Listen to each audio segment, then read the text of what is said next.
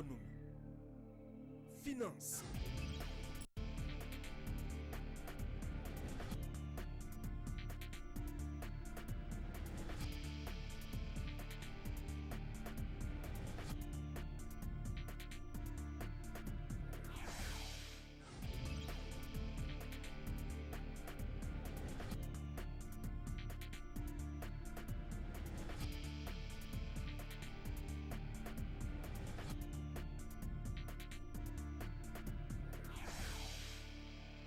Ecofinance, la communication au service du développement.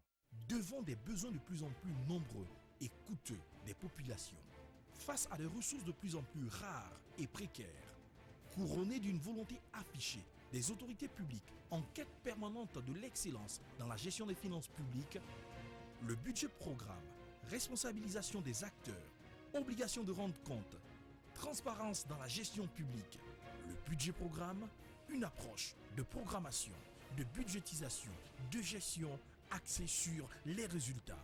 Le budget programme pour une administration burkinabé plus performante, un impératif pour l'édification d'un Burkina émergent. Le budget programme pour le bien-être du citoyen burkinabé.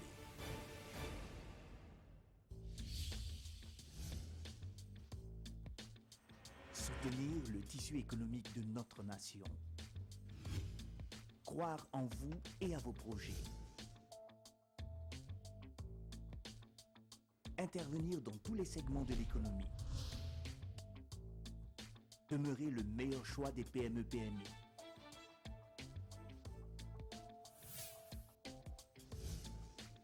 Accompagner votre bien-être, tel est le leitmotiv de notre existence. Vos défis sont les nôtres. Soyez plus ambitieux. Avec nous, visez encore plus haut. Coris Bank International, la banque autrement. Première banque burkinabé certifiée ISO 9001, version 2008. Mesdames, Messieurs, bonsoir. Bienvenue à ce numéro de l'émission Ecofinance, une émission consacrée aujourd'hui au concept du dividende démographique. Quels sont les enjeux du dividende démographique pour l'économie burkinabé? C'est la principale question qui sera abordée tout au long de cette émission. Et pour en parler, nous avons sur ce plateau des spécialistes des questions de population et d'économie. Et je m'en vais vous les présenter. Nous avons le professeur Jean-François Kobiané. Il est le directeur général de l'Institut supérieur des sciences de la population.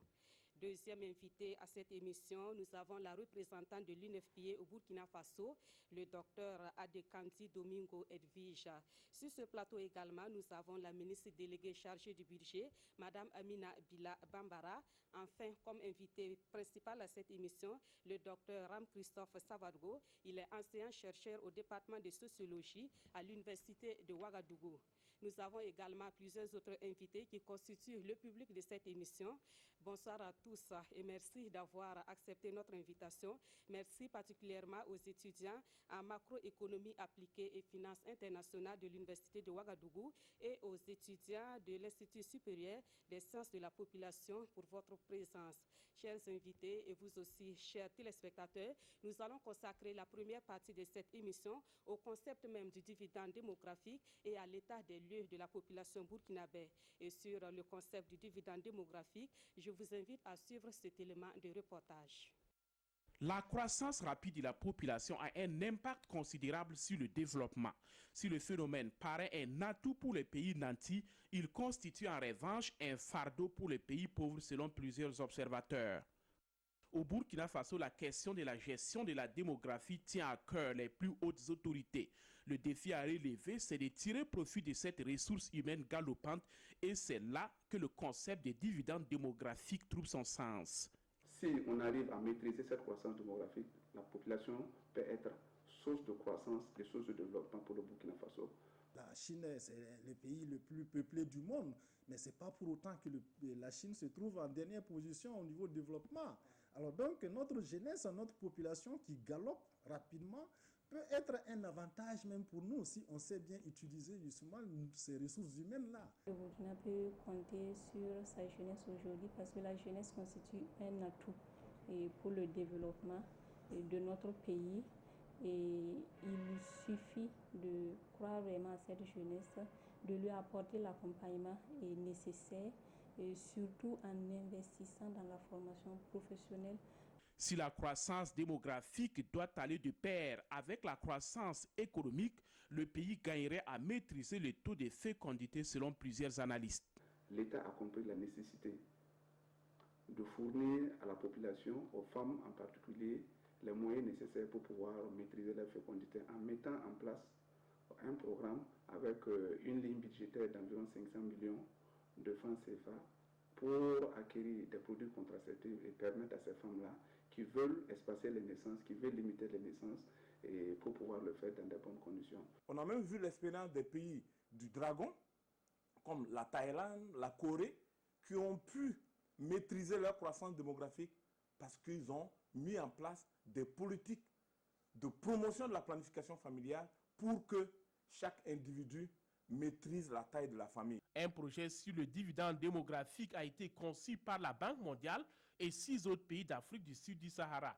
À la 8e conférence des ministres africains des finances, de la planification et du développement économique tenue à Addis Abeba en mars 2015, la question a fait l'objet d'une attention particulière. Le Burkina Faso a pris part à cette conférence et la délégation a partagé l'expérience du pays en matière de santé, d'éducation et l'emploi des jeunes orientés par la SCAD et le PSUD, le programme socio-économique d'urgence et la transition.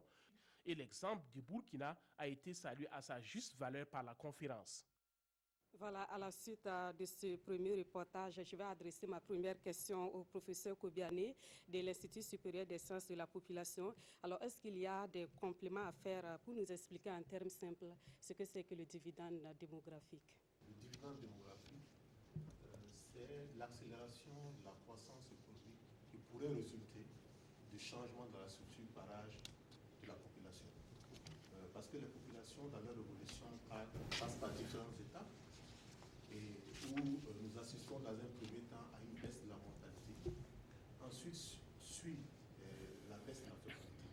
Mais avant que la fécondité commence à baisser, il se présente une période où la croissance de la population est très rapide, puisque la mortalité baisse et la fécondité met le temps à baisser. Et ensuite, lorsque nous arrivons à ce stade où la transition de la fécondité est effective, c'est-à-dire que la baisse de la fécondité se réalise, il se trouve que on aura un changement dans la structure par âge de la population, en ce sens qu'on se retrouvera avec proportionnellement plus de personnes dans les âges actifs que dans les âges dépendants.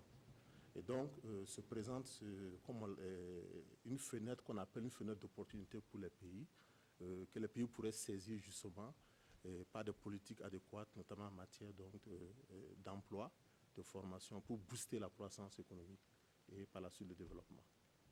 Merci, professeur. Alors, Madame la représentante de l'INFPA, pourquoi faut-il parler aujourd'hui de dividende démographique pour un pays comme le Burkina Faso? Merci beaucoup. Comme l'a dit le professeur Kombiané, le Burkina Faso fait partie des pays qui ont un fort taux de croissance démographique, ce qui peut constituer en fait une opportunité de croissance au niveau donc du pays. Si la taille et la cohorte de jeunes qui existent au niveau du pays a reçu en amont des investissements qui lui permettent en fait de participer au processus donc de développement inclusif du pays. Et donc là, le pays est prêt pour pouvoir parler du dividende démographique. Le dividende s'effectue sur les jeunes. Et lorsque nous regardons en fait la proportion des jeunes de 15 à 35 ans au niveau du Burkina, ça fait plus du tiers de la population. Et cela justifie la raison pour laquelle, en fait, le Burkina doit réfléchir et mettre en place, en fait, des mécanismes pour investir réellement sur les jeunes, pour que les 30% que constitue aujourd'hui cette taille de la population puissent contribuer, en fait, à l'économie nationale en épargnant.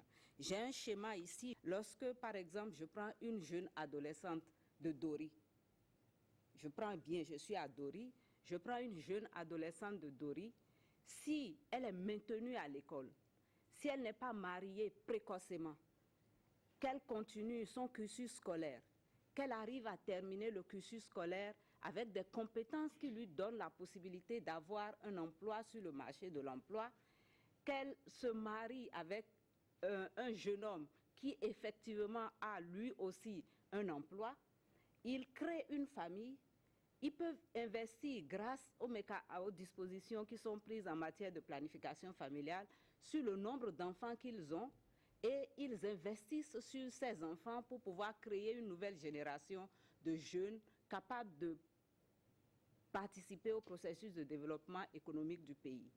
Et dans ce cadre-là, ils épargnent de l'argent et l'épargne qui est faite, si les 30% de jeunes épargnent autant que cette jeune fille de Dori, nous avons une grosse partie qui va dans l'économie et qui participe à la croissance économique.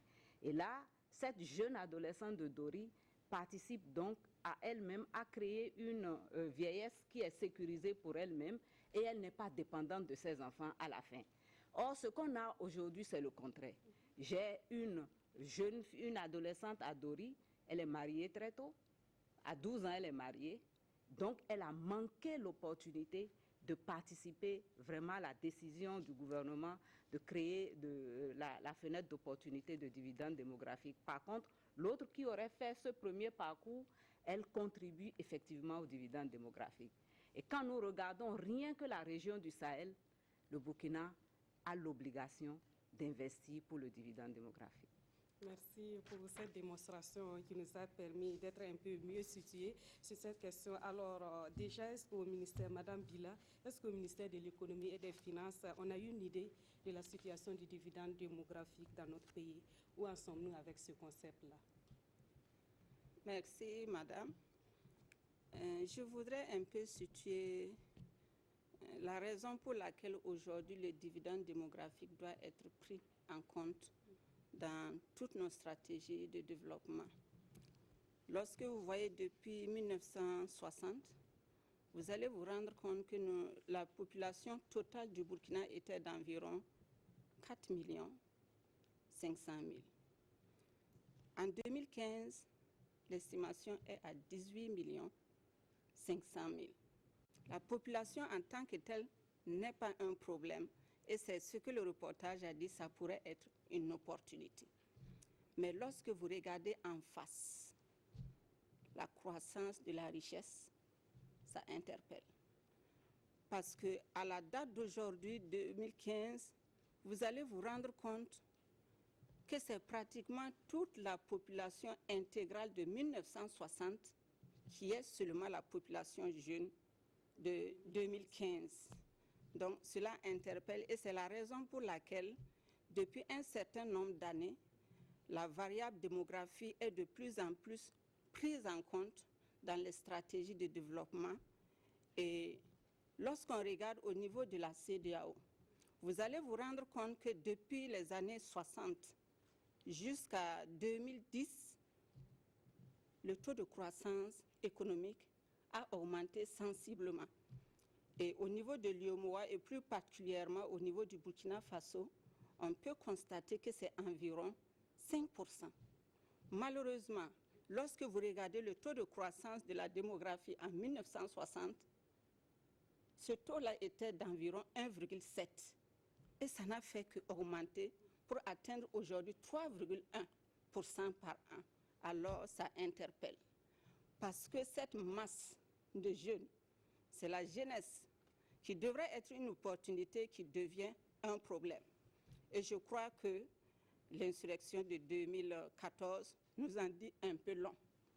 Cette masse de jeunes désœuvrés, non éduqués, qui a des besoins énormes en santé, en éducation, en équipement et que sais-je encore, en logement, pose problème. Et c'est la raison pour laquelle, de plus en plus, au niveau du Burkina Faso, nous sommes en train d'intégrer plus que jamais la variable démographie dans nos stratégies de développement, donc plus particulièrement au niveau de la SCAD. Alors, Madame Bila l'a déjà un peu abordé. Docteur Sawargo, on a vu effectivement dans le reportage que des pays comme la Chine, le nombre important de la population n'a pas empêché ce pays-là d'être aujourd'hui un modèle de développement économique. Est-ce que sur le plan sociologique, on peut dire aujourd'hui que la population burkinabé constitue un frein au développement de ce pays-là? Merci beaucoup, Madame. Je ne serai pas affirmatif dans un seul sens parce que je crois que le collègue Kobiane, Madame la représentante et Madame la ministre ont dit l'essentiel. Ce n'est pas le chiffre de la population qui est un problème. C'est ce qui est fait ou initié pour que cette population-là soit en mesure d'être créative de richesse, de ressources. Ce que Madame la ministre n'a pas dit de l'année 60, notre taux de scolarisation à l'époque, c'était 5%. Dans les années de la Révolution 84-86, nous étions seulement à 16%. Donc, 60 à 80, près de plus de 20 ans, nous n'avons progressé que de 5%, 10%. Nous avons eu la Révolution en 83. 87, c'est fini. Mais ce que nous avons constaté au niveau du taux de croissance de scolarisation, nous sommes passés de 16 à 27%. Autrement dit, l'équivalent de ce que nous n'avons réalisé en 20 ans pour la période précédente.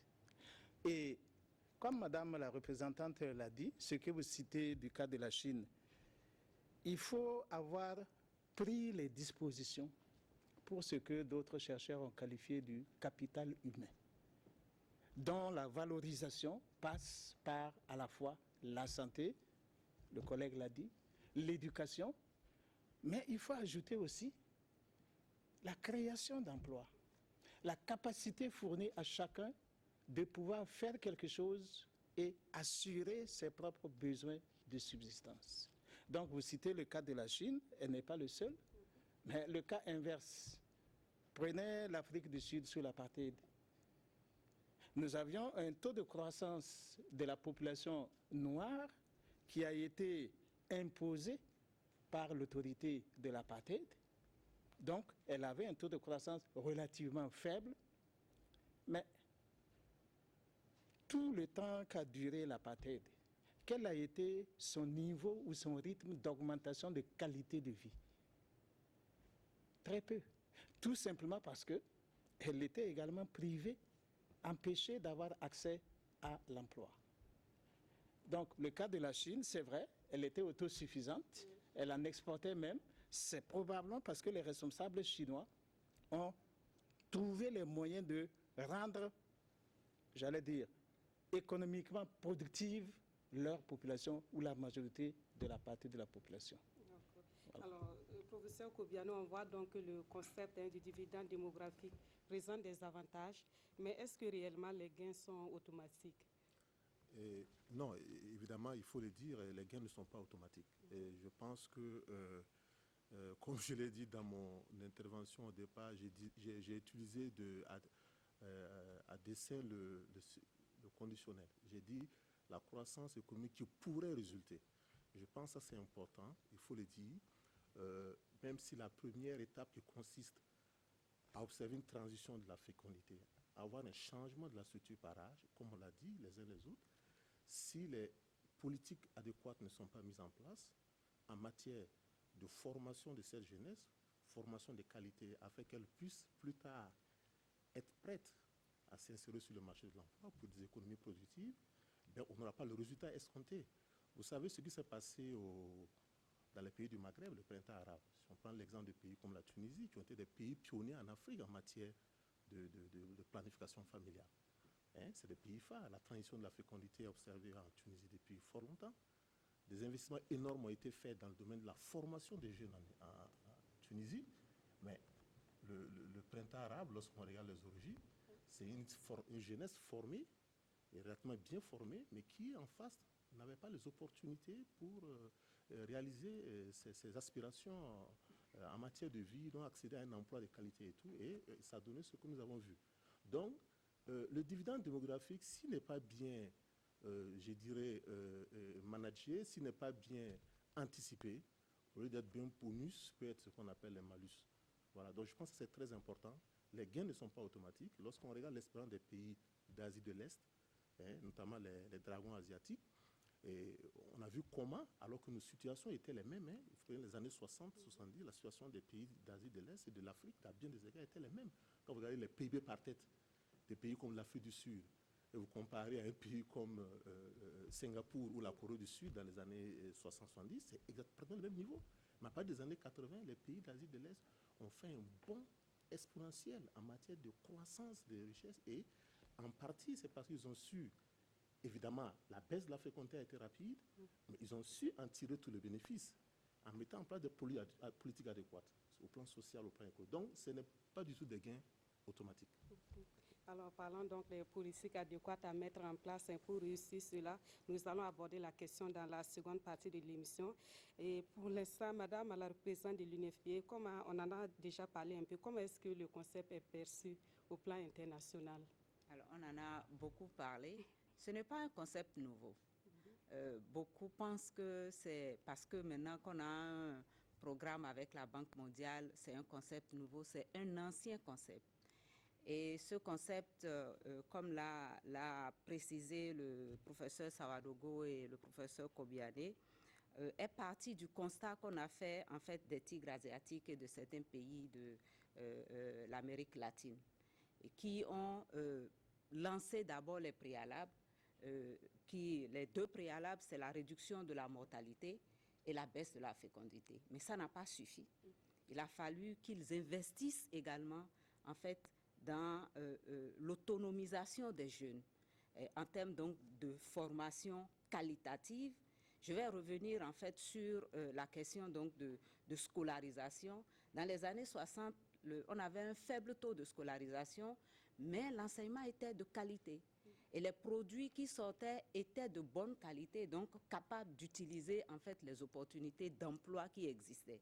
Et dans le même temps, ceux et celles qui n'allaient pas à l'école avaient les opportunités en fait dans le domaine de l'agriculture. Aujourd'hui, avec la taille de la population, on a un phénomène donc de déforestation, et tout ça fait qu'on réduit en fait les opportunités de création de richesses au niveau local à travers l'agriculture. Et la cohorte de jeunes qui étaient utilisés dans l'agriculture dans les années 60 se déverse aujourd'hui dans les grandes villes et crée beaucoup plus de défis en termes donc pas de chômage parce qu'ils n'ont pas les compétences, mais en termes donc de sous-emploi.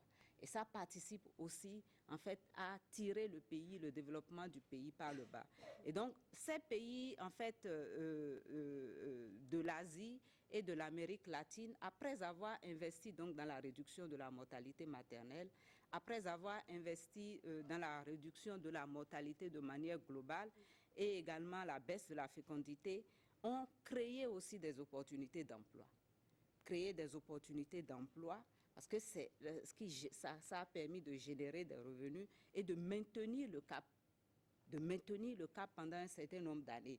Ils ont d'autres types de défis démographiques aujourd'hui, mais en termes donc de création de richesses, ils ont lancé la dynamique de création de richesses. Et c'est cela que nous souhaitons que les pays au sud du Sahara exploitent aussi en investissant dans les jeunes de manière qualitative et en mettant en place des politiques qui puissent permettre en fait aux jeunes de monnayer leurs compétences sur le marché de l'emploi.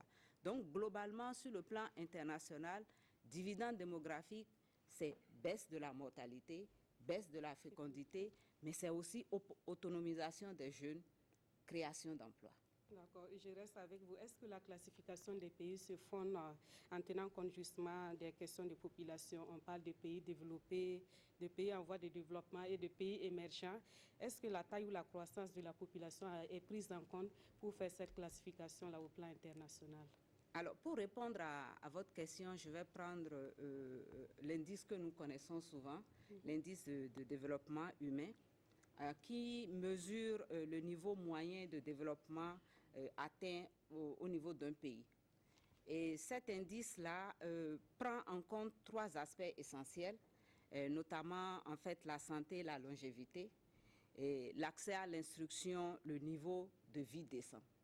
Et dans les années 2000, on a comparé un peu les pays.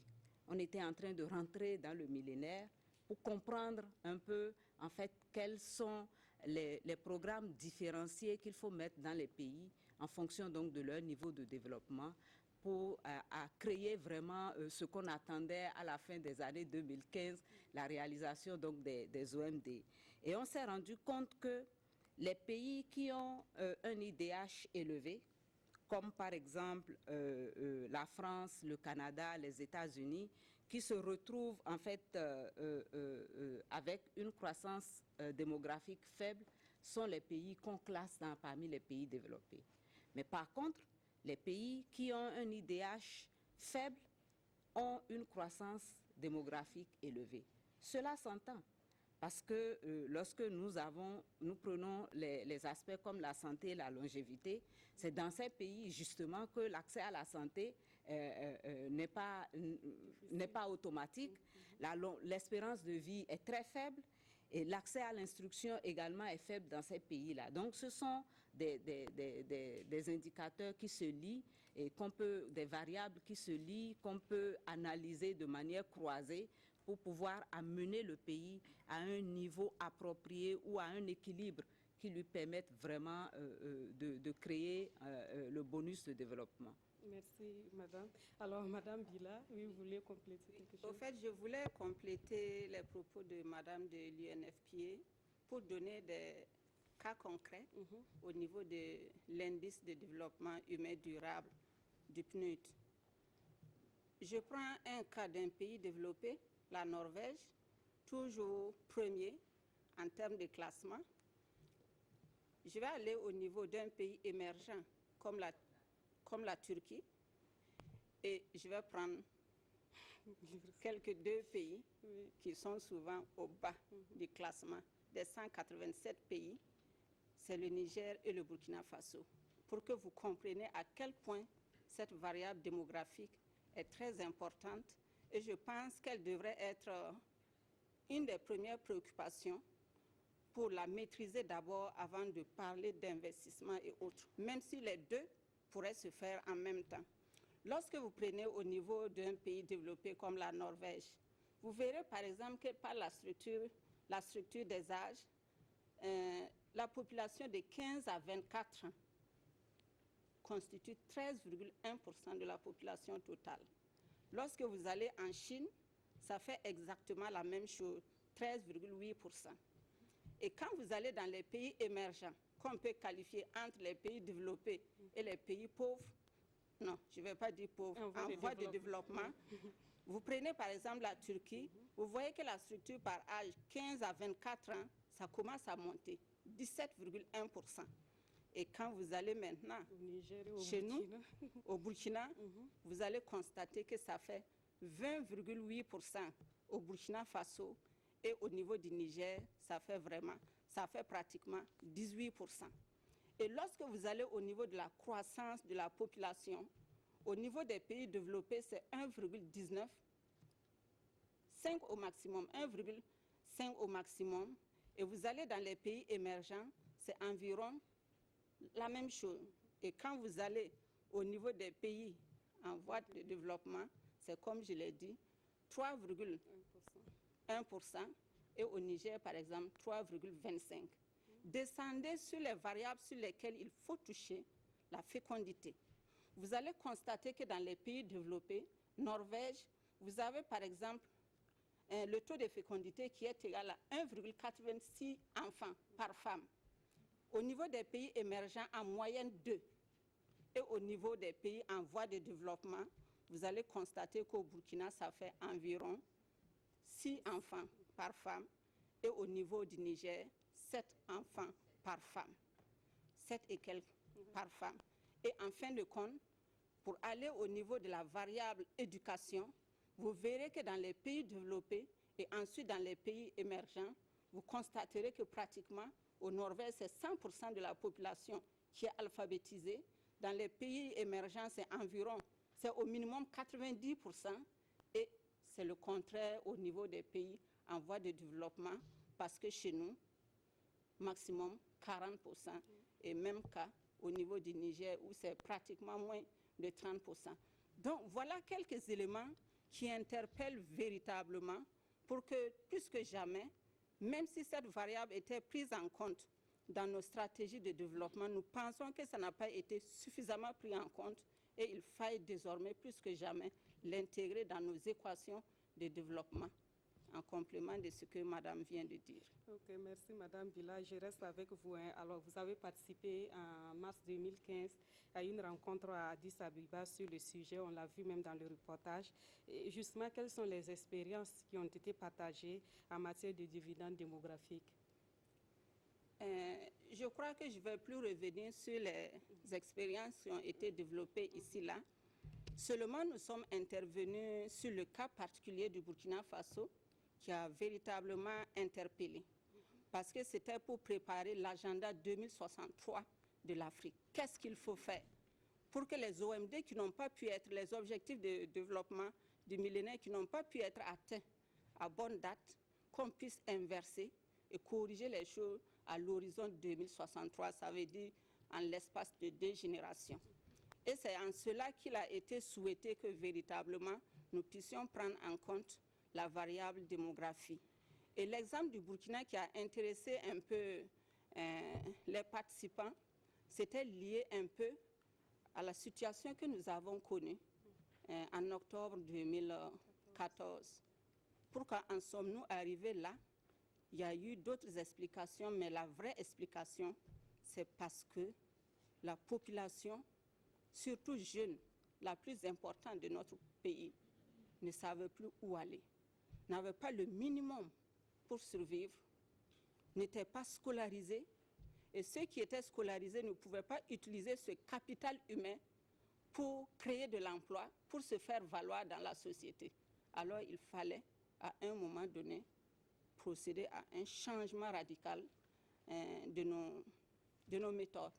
Et je crois que c'est ce qui a expliqué en grande partie l'avènement de l'insurrection du 30 et 31 octobre. Et vraiment, nous avons été suivis avec beaucoup d'attention. Si nous ne prenons pas en compte cette variable dans nos stratégies de développement, si la jeunesse ne constitue pas une supra-priorité dans nos politiques de développement, ce n'est pas exclu que très prochainement encore, il y ait une telle crise au niveau du Burkina Faso. On ne le souhaite pas. On ne le souhaite pas du tout. Ouais. C'est la raison pour laquelle il faut être très regardant sur cette jeunesse. Merci. Vous, Madame. Madame la ministre, juste pour schématiser ce que nous sommes en train d'observer dans le pays. Nous avons, comme on l'a dit, les jeunes de 15 à 30 ans qui font le tiers de la taille de la population du Burkina. Aujourd'hui, ces jeunes sont déjà là. Et ces jeunes, aujourd'hui, n'ont pas d'emploi ou sont sous-employés. On n'a pas eu le temps d'investir suffisamment sur eux pour qu'ils puissent exploiter leur potentiel et participer au processus de développement. Donc, c'est déjà un problème. Et quand on regarde la croissance démographique, chaque année au Burkina, on a une nouvelle ville comme Bobo qui se crée en termes donc de population qui s'ajoute. Si vous prenez aujourd'hui les problèmes auxquels font face Bobo, chaque année ajoutez un Bobo et vous imaginez ce que ça va être dans 10 ans.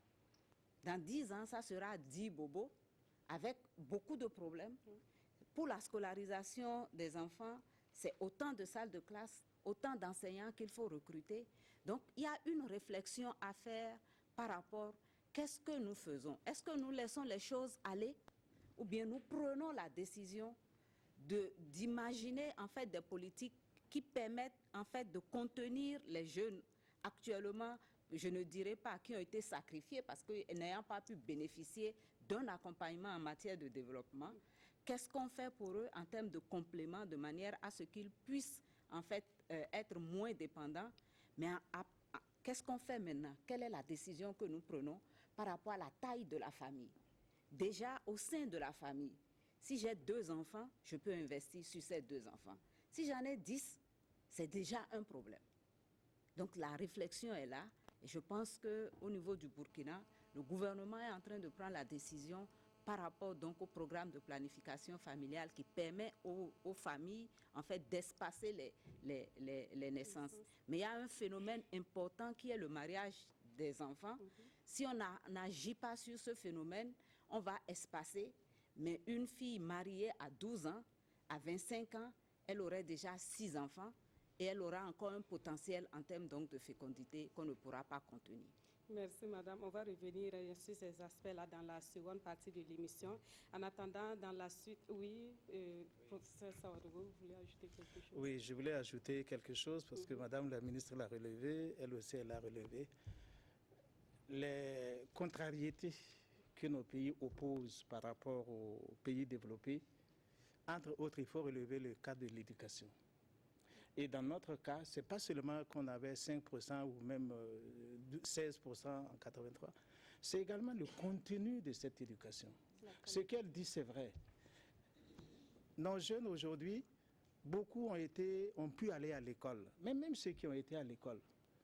Le chiffre de chômage des jeunes intellectuels, des jeunes qualifiés, des diplômés de l'université, vous en avez une idée ? Lui, il peut certainement préciser ça. Mais c'est pour dire que nous avons eu un gros problème de contenu de notre éducation. Et déjà dans les années 70, on avait pensé à une reformulation du contenu de l'enseignement. Et on avait parlé des écoles avec des cadres de production. Dans les années 70, on a un document qui a été élaboré là-dessus. C'est la première réforme qualitative de notre système éducatif, mais malheureusement qui n'a pas pu aller loin. Rattrapé par la Révolution, nous en avons également conçu un. Et la partie de formation professionnelle, apprendre un métier, était une composante importante de cette formation-là. Ça a beaucoup manqué. Donc, nous avons eu une population jeune en croissance importante, mais l'accompagnement de la formation professionnelle, de savoir qu'est-ce qu'on fait de ses 10 doigts, qu'est-ce qu'on peut faire sortir de son cerveau, ça, la scolarisation instructive uniquement là, ça n'a pas donné les éléments aux jeunes pour se développer. Donc aujourd'hui, il faut saluer l'orientation professionnalisante de notre enseignement et encore que même là, par rapport à la situation qu'on a aujourd'hui, on connaît le problème du LMD, il y a encore une grande réflexion à mener là-dessus pour qu'elle soit réellement à tendance productive pour nos jeunes. Professeur Koubiané voudrait ajouter quelque chose. Oui, je rebondis puisque mon collègue Ram Christophe m'a interpellé tout à l'heure. Et effectivement, lorsque vous regardez les chiffres du chômage, ce qui est assez inquiétant quand même, c'est de voir que ce sont les plus instruits qui ont les taux de chômage les plus élevés. Si je prends pas la dernière enquête, parce que la dernière enquête, M. le directeur général de l'INSD n'est pas encore officiellement diffusée, l'enquête de 2014. Mais si on prend 2009 déjà, l'enquête sur les conditions de vie de 2009, vous voyez le taux de chômage des personnes âgées de 20 à 34 ans, 25 à 34 ans, cette tranche d'âge-là. Globalement, c'est 3%. Mais selon le niveau d'instruction, vous atteignez un taux de chômage de 20% pour ceux qui ont atteint le niveau supérieur. Voilà, autour de 12-15% ceux qui ont le niveau secondaire vont, plus le niveau d'éducation est élevé, plus on a du mal même à s'intégrer sur le marché de l'emploi. Donc ça pose question. C'est le problème de, comme il a dit, de certainement d'une part, dans cette mesure, de l'adéquation de l'emploi, de la formation à l'emploi, mais aussi c'est le problème donc de la capacité de nos économies aussi à se diversifier, à créer des emplois productifs. Voilà, ça c'est véritablement un problème. Et juste pour donner une illustration de cette question-là, prenez les orientations qui ont été faites des bacheliers à l'université de Ouagadougou. Je prends à la date d'octobre, c'était du 20 octobre dernier, ils n'étaient pas tous encore orientés, il y avait 16 000. Sur les 16 000, il y avait près de 4 000 qui étaient orientés en anglais, presque près de 3 000 en SEC, sciences économiques et gestion, et 1 500 en lettres modernes, etc. Bon, quand vous voyez ces chiffres-là, ça pose question. Et pendant ce temps, la culture, où on a 80% des emplois, vous n'avez pratiquement pas de ressources, il n'y a pas de... Voilà, donc vous voyez, il y a vraiment une réflexion à mener aussi au niveau donc, de l'économie. Okay. Oui. On reviendra sur ces aspects-là. Alors, chers téléspectateurs, dans la suite de cette émission, on va à présent, on en a déjà parlé, mais on va se faire une idée encore de la population burkinabé et pour savoir en quoi est-ce qu'elle peut représenter un frein à la croissance économique. Quelle est la situation de la population burkinabé? Combien sommes-nous actuellement et que disent les prévisions? Les éléments de réponse, c'est dans ce reportage. Le Burkina Faso est caractérisé par une forte croissance démographique depuis les années 60. De 5,6 millions en 1975, la population est passée à environ 14 millions en 2006, selon le recensement général de la population de la même date. En 2015, cette population est estimée à environ 18 millions, soit un taux de croissance de 3,1%. Les jeunes représentent 33% de la population. Les deux grandes villes du pays, à savoir Ouagadougou et Bobo-Dioulasso, battent le record. Le taux élevé de fécondité qui est de 6 enfants par femme et la baisse continue de la mortalité sont les principaux facteurs de cette croissance rapide de la population burkinabé. Un Burkinabé sur deux a moins de 16 ans. Et la population également est constituée en majorité des femmes parce que 52% de cette population également est constituée de femmes. Selon les statistiques, la population burkinabé pourrait franchir la barre des 56,5 millions en 2050 si la fécondité n'est pas maîtrisée. Voilà, et monsieur le directeur général de l'Institut national de la statistique et de la démographie, vous êtes là. Monsieur Baya Banza, est-ce que vous confirmez les chiffres qui ont été donnés dans ce reportage et est-ce qu'il y a d'autres caractéristiques de cette population-là qui ne sont pas ressorties forcément dans cet élément de reportage?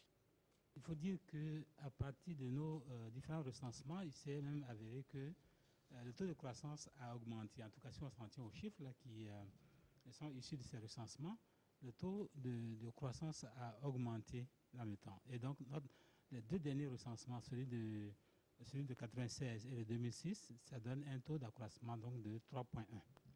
3,1, c'est effectivement élevé, donc ça indique donc un doublement de la population, en tout cas en moins de 30 ans. Et je pense que cette croissance-là me semble quand même assez élevée. Et l'autre élément, je ne sais pas si c'est ressorti effectivement dans le reportage, c'est le nombre moyen d'enfants par femme. Je pense qu'il reste quand même assez élevé. Et donc justement, c'est ce qui indique justement ce taux d'accroissement assez rapide. Et donc avec 6,2 enfants par femme en 2006, selon le recensement de 2006, je pense que ça reste quand même assez élevé. Et il y a lieu quand même d'infléchir là-dessus, de jouer là-dessus.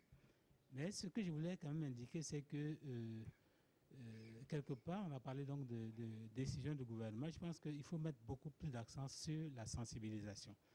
Parce que là, on ne peut pas, il ne me semble pas du tout indiqué donc, de prendre des mesures fortes pour, disons, imposer des choses aux familles.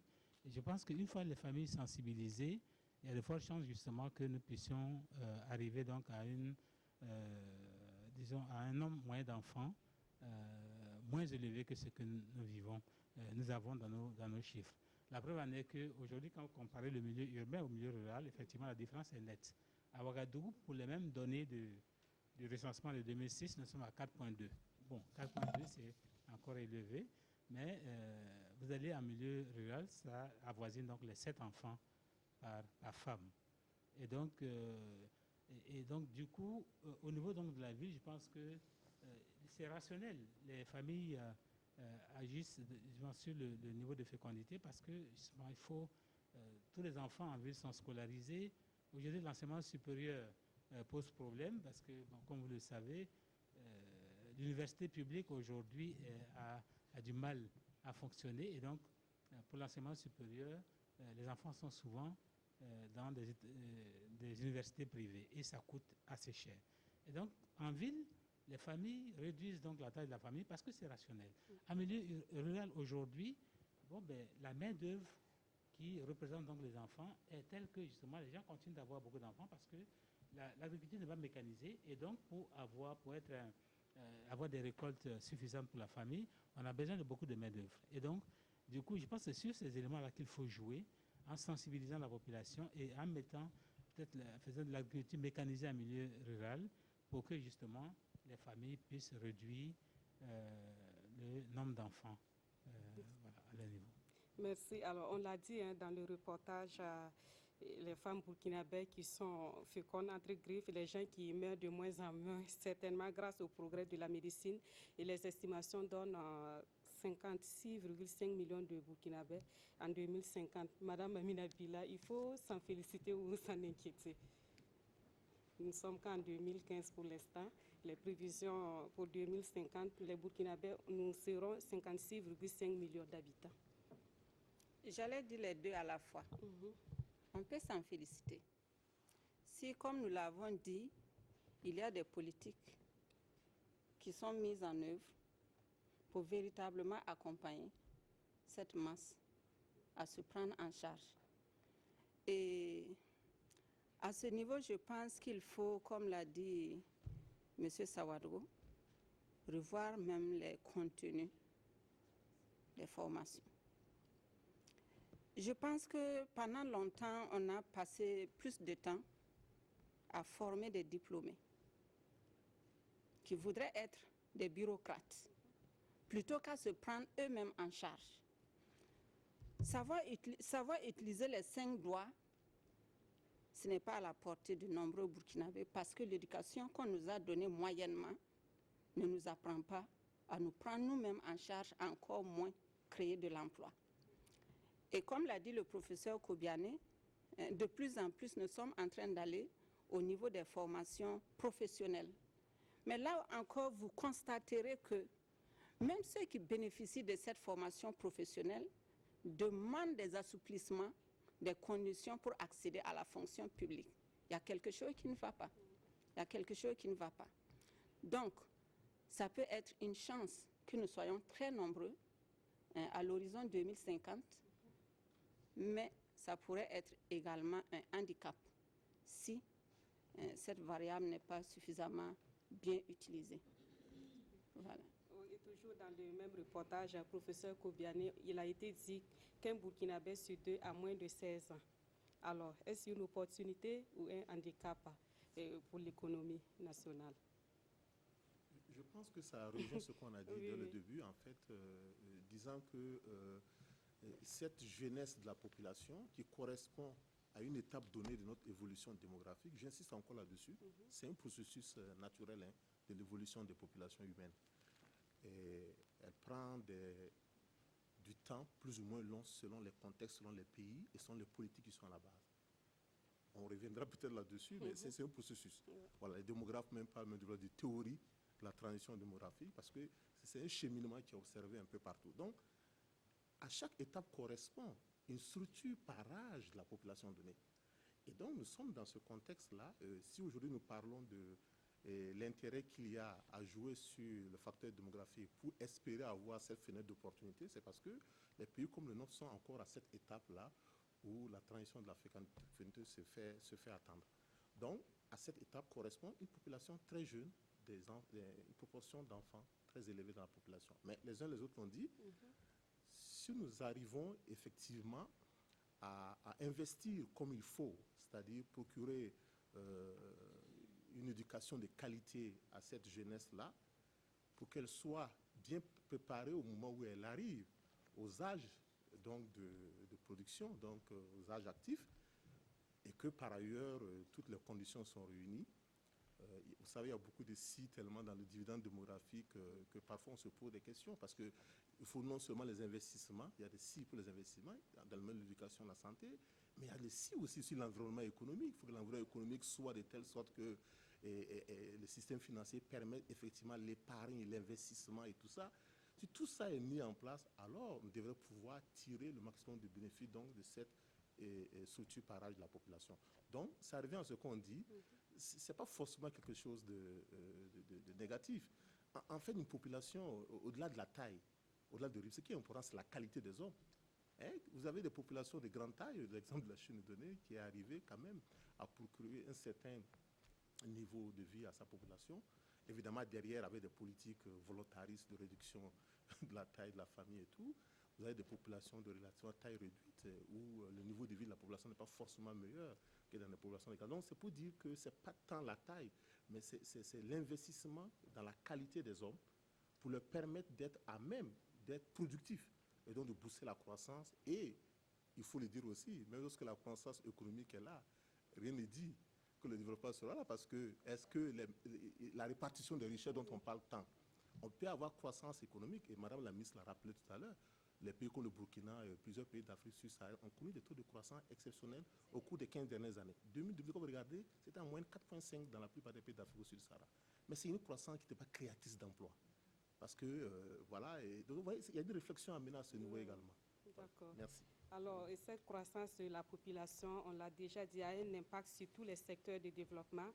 Pour plus de précision, on va voir tout cela en images. Le contraste entre la disponibilité en ressources et la croissance de la population burkinabé n'est pas sans conséquence.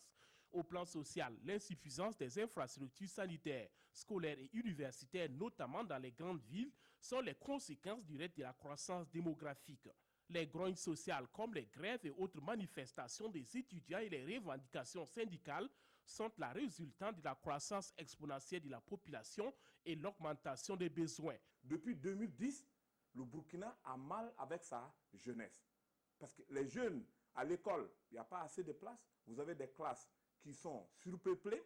Vous avez des universités surpeuplées. Les infrastructures ne correspondent pas aux réalités. Et les besoins sanitaires augmentent. Les besoins en enseignants augmentent. Si vous voyez aujourd'hui qu'une université comme celle de Ouagadougou est très vite dépassée par le nombre d'étudiants qui arrivent parce qu'elle n'a pas pris en compte cette progression démographique. Vous voyez nos routes, les bitumes, on les fait 2 ans, 3 ans, on dit c'est dépassé. Comme Ouagadougou et Bobo Dioulasso, les problèmes de logement se posent avec acuité et les revendications des parcelles d'habitation sont devenues monnaie courante. Au plan économique, les ressources naturelles s'épuisent de plus en plus et l'État peine à repartir les fruits de la croissance. En 2001, nous étions à 4687 écoles. En 2001, 4687 écoles. En 2013-2014, nous sommes à 10 424 écoles. Ça veut dire que quelque chose a été fait. Et c'est même très considérable. Oui, c'est multiplié plus que par 2. Mais on a l'impression que rien n'a été fait. Malgré le fait qu'on est en train de construire, les enfants aussi naissent à un rythme effréné, à un rythme assez important. Et ça annule tous ces efforts-là. Et malgré les stratégies déployées, les taux de pauvreté et de chômage ne font que s'accroître. La population qui est en âge de travailler et la population qui n'est pas en âge de travailler, c'est-à-dire que la population inactive, quand on fait le rapport, on a un rapport environ de 1, c'est-à-dire que 100%.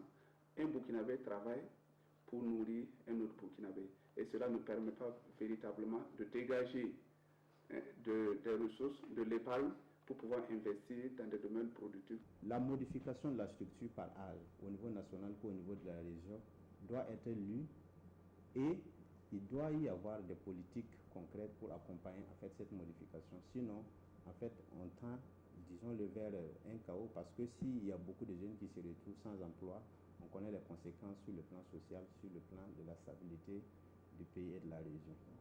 Et que dire de l'environnement? L'augmentation rapide de la population a un impact négatif sur le couvert végétal et tout l'écosystème. La pratique de l'agriculture et de l'élevage intensif a contribué à la destruction des forêts et à la faune, puis a provoqué une avancée rapide de la désertification, la rareté des pluies et l'appauvrissement des sols cultivables. Conséquence, le rêve tant caressé pour l'atteinte de l'autosuffisance alimentaire a du mal à se réaliser. Dans des régions comme le Nord, des techniques culturelles comme le Zaï ont été initiées pour répondre à ces aléas climatiques. Avec des richesses naturelles de plus en plus rares et une population de plus en plus croissante, le Burkina fait face sans conteste aux défis de développement. Des mesures urgentes s'imposent donc et c'est là que tous sont appelés à jouer leur partition pour sauver l'avenir du pays. Voilà, des mesures urgentes qui s'imposent. On va en parler dans la deuxième partie de l'émission. En attendant, on va prendre quelques réactions après avoir suivi ce reportage. Docteur Sawadou, monsieur le directeur des politiques de population a dit qu'un Burkinabé, s'il travaille, c'est pour nourrir un autre Burkinabé. Est-ce que ce n'est pas plus que ça?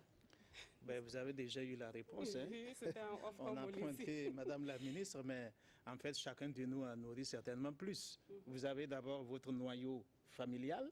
Supposons que vous soyez marié, donc même si vous avez 2 enfants, ce n'est pas toujours que la femme est employée. Ce n'est pas toujours, malheureusement, effectivement, que l'enfant ou les enfants ont quelque chose entre les mains.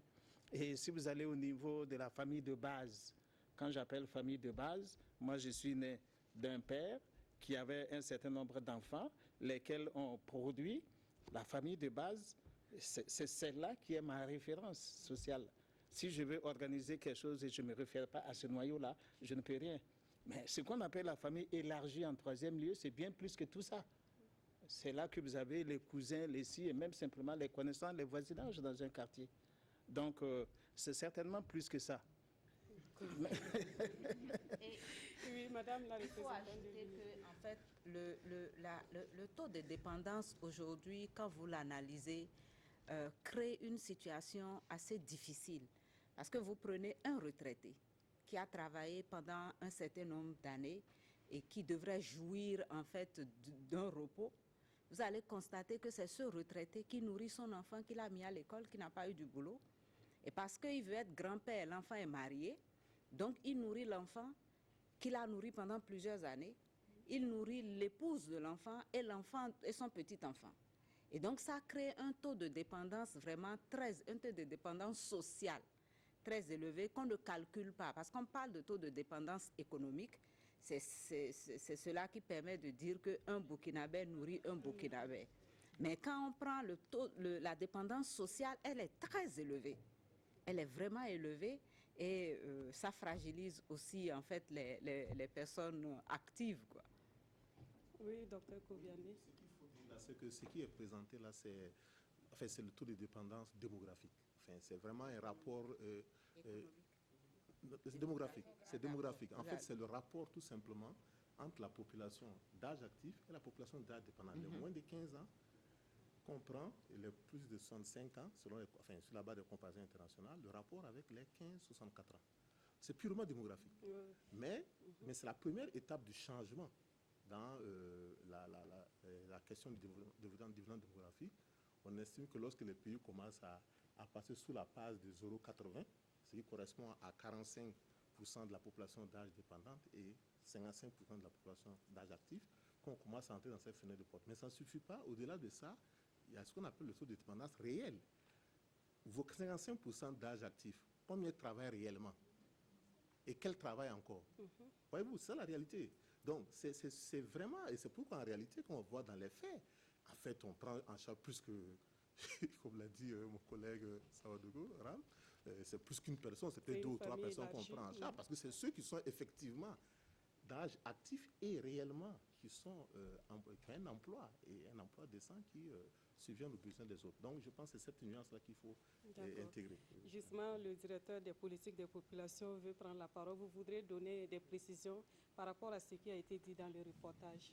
Et je pense que le professeur Kobiané a déjà dit par rapport au taux de dépendance, là, c'était le taux de dépendance démographique. Pour parler du taux de dépendance économique, il fallait multiplier par l'inverse du taux d'activité. Donc, si on s'en prend à cet indicateur-là, nous sommes autour de 2, c'est un Burkinabé prend en charge deux autres Burkinabés. C'est quand on multiplie par l'inverse du taux d'activité. Et comme le professeur a dit, quand on parle du taux d'activité également, c'est quelle activité qu'il faut prendre réellement? Celui qui vend la cigarette, on lui demande, est-ce qu'au cours de la dernière semaine, il a travaillé? Il dit oui, donc il travaille. Et qu'est-ce qu'il produit réellement et pour l'économie? Donc, c'est ces aspects-là qu'il faut prendre en compte pour faire cette analyse-là. Sinon, l'indicateur qui est dit, c'est purement le taux de dépendance démographique. Madame Bila, vous voulez ajouter quelque chose? Non, simplement, c'était pour préciser que ce n'est pas, au niveau du taux de dépendance économique, ce n'est pas un Burkinabé qui prend en charge 2 Burkinabés, mais minimum, voilà, c'est la précision que je voulais apporter, minimum 2 Burkinabés, parce que comme elle l'a dit, bon, c'est une moyenne simple qu'on fait, hein. Sinon, il y a des Burkinabés qui prennent facilement en charge minimum 10 personnes. Voilà. Merci madame. On va donner quand même la parole aux étudiants qui sont ici. On a évoqué les conséquences justement de la non-maîtrise de la démographie sur le système éducatif. Alors, chers étudiants, quelles sont les réalités que vous vivez consécutives justement à cette situation? Lorsqu'on parle donc de dividendes démographiques, et lorsqu'on regarde aussi les investissements qui doivent être faits pour pouvoir en tout cas réaliser le dividende démographique, je suis un peu sceptique. C'est un scepticisme qui frise la réalité. Parce que lorsqu'on dit que le Burkina Faso a une population dont près de 80% exercent dans le secteur agricole. Au même moment, on fait des orientations à l'université, on amène plus de 4000 étudiants en anglais et 1500 en lettres modernes. Je me demande véritablement si nous sommes résolument engagés pour pouvoir réaliser dans le futur, un futur proche ou lointain, le dividende démographique. C'est une inquiétude. Et j'aimerais savoir, nous avons des professeurs sur le plateau, ça me réjouit, et parce que depuis un certain temps, on parle de réforme donc, des programmes enseignés dans nos universités. Et c'est un discours qui ne fait que revenir maintes fois. Mais on ne voit vraiment pas des actions concrètes, vigoureuses sur le terrain pour pouvoir vraiment changer les programmes, les adapter à notre économie, au secteur d'activité vraiment d'autres pays. Et donc, je pose cette question donc à nos professeurs, quand est-ce qu'on peut véritablement s'attendre à un changement radical de nos programmes d'enseignement en vue de nous orienter vraiment vers un développement économique et donc réaliser le dividende économique? Ce sont des décisions qui appartiennent à l'autorité étatique. La réforme du contenu de l'enseignement, n'importe qui peut, j'allais dire, en proposer des contenus. Mais quelles sont les mesures d'accompagnement qui permettent de réaliser sur le terrain, dans les écoles, ce nouveau contenu de l'enseignement? Et là, je l'ai déjà dit, la Révolution avait fait une réforme. On avait calculé que, parce qu'on a voulu associer la production à l'instruction, le coût de réalisation, en prenant en compte cette double dimension-là, on avait calculé qu'elle était en mesure de consommer pratiquement le budget annuel du pays à l'époque. Or, parce qu'on a décrété la révolution, les bailleurs de fonds nous regardaient de très loin. Qu'est-ce qu'il faut faire ou comment il faut faire? Bon, aujourd'hui, on est à une autre étape, il est vrai, mais voilà que pour ce nouveau type d'enseignement, dans lequel il y a une dimension importante de la formation professionnelle, en tout cas dans les textes, les conditions ne sont pas encore réunies pour que la dimension formation professionnelle ait tous les accompagnements utiles. Donc, c'est là que je dis que l'autorité gouvernementale est interpellée parce qu'à partir du moment où on adopte un type d'enseignement, il faut être prêt à lui accorder toutes les mesures d'accompagnement nécessaires. Parce qu'elle a des conditions pour se réaliser. Je n'apprends rien aux étudiants ni à l'opinion publique ici à propos du LMD. Donc c'est une question vraiment fondamentale, mais il faut savoir encore qui est en mesure de faire quelque chose. Professeur Kobiané. Oui, merci. Mais je voudrais dire qu'au-delà des enseignants qui sont ici, les autres membres du panel aussi pourraient répondre à cette question. Non, parce que ça va au-delà des enseignants eux-mêmes. À plusieurs reprises, récemment dans nos rencontres des directeurs du FR Institut, cela est revenu. Et je me rappelle à la dernière réunion, nous avons dit clairement, le problème de l'enseignement supérieur au Burkina, c'est un problème qui va au-delà du ministère de l'enseignement supérieur. C'est un problème national. Cela veut dire quoi? C'est comme le disait mon collègue Ram Christophe, si on ne prend pas les choses à leur véritable mesure, et comme l'a dit Madame la ministre, tous ces jeunes qui sont sortis il y a un peu plus d'1 an, c'est parce que aussi, et comme elle a dit, les gens ils ont des aspirations, éducation de qualité, l'emploi.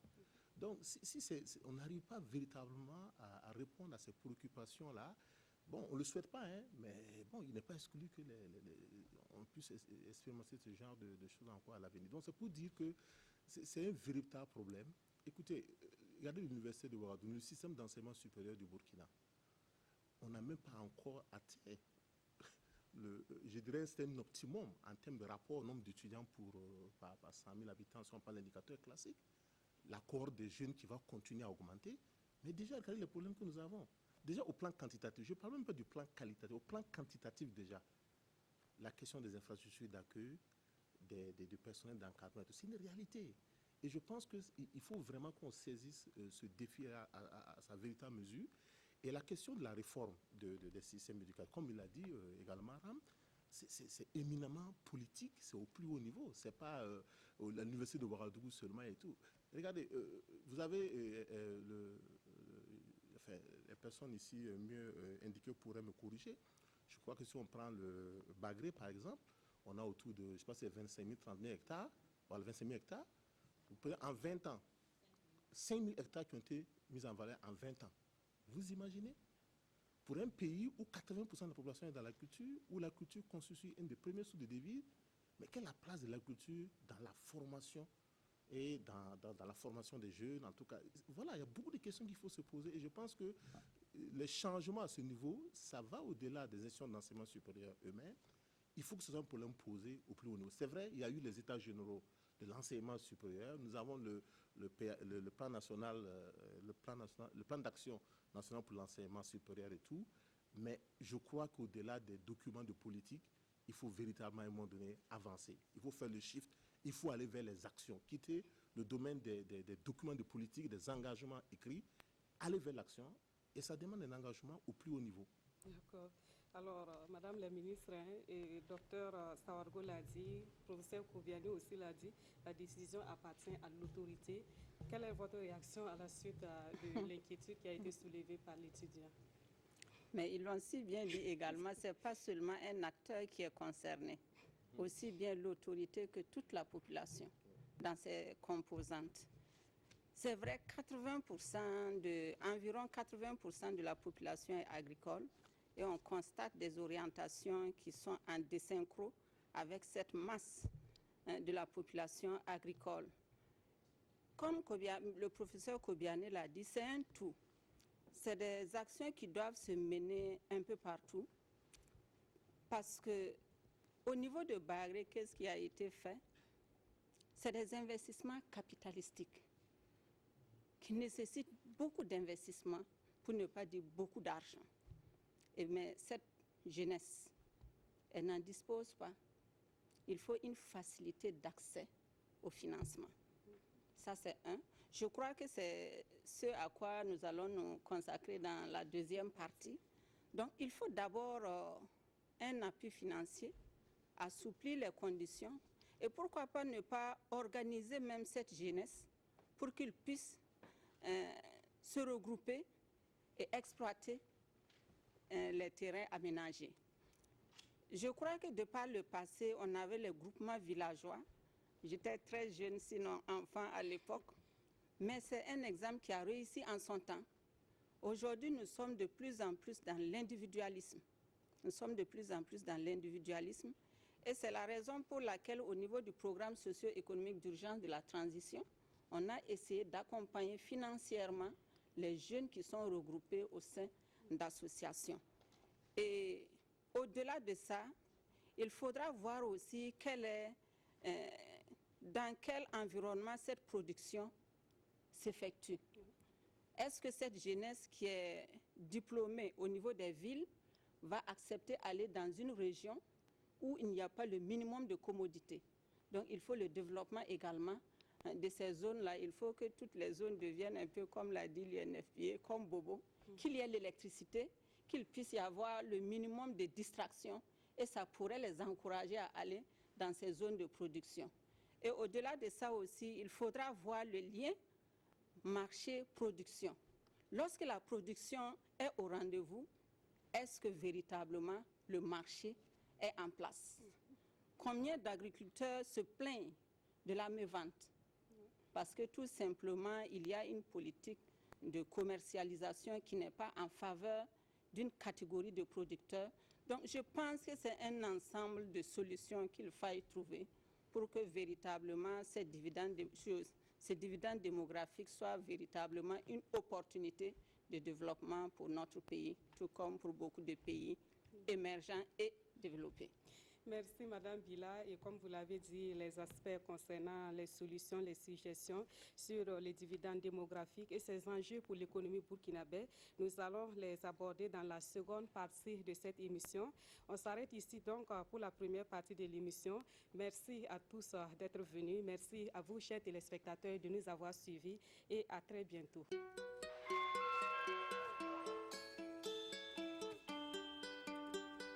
Avec elle, mes missions à l'étranger sont plus faciles. Loin de ma famille pour mes études, avec elle, mes parents me savent à l'abri. Avec elle, je fais mes achats en toute sérénité.